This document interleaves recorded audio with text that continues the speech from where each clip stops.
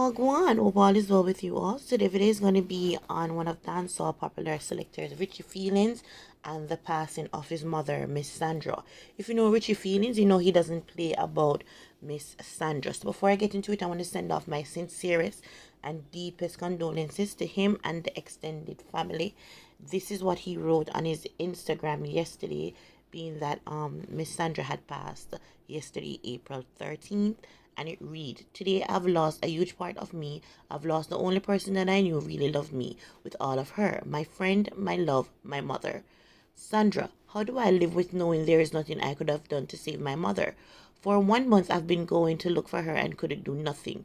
This is the reality I never wanted to face no time soon. How does somebody or anybody watch somebody they love die?" So once again, I just want to send out my condolences to Richie Feelings and sending him love and light at